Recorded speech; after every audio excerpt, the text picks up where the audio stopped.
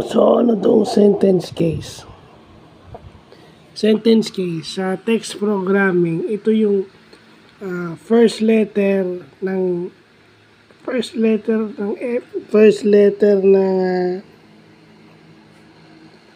first letter ng word first letter ng word ng isang sentence. Diba? Yung may sentence ka, yung unang letter na capitalized. That is sentence case. No? And then yung title case, first letter ng word ang capitalized o yung malaking letter. Usually yun yung yun yung malaking letter yung unang letter. Yun yung title case. And then yung upper camel case o yung Pascal case, every word is capitalized.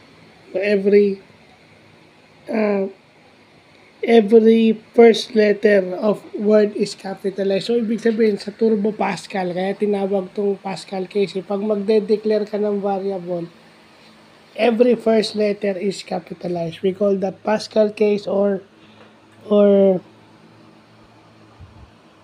upper camel case. Pag sinabi mo namang camel case, yun yung pagko-combine mo yung dalawang word na walang spaces at walang punctuation.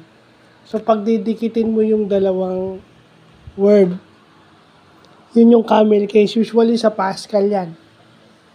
Lahat ito is natutunan ko sa Pascal. No? Yung mga nakikita natin. So, parang review lang to. So, yun lang po.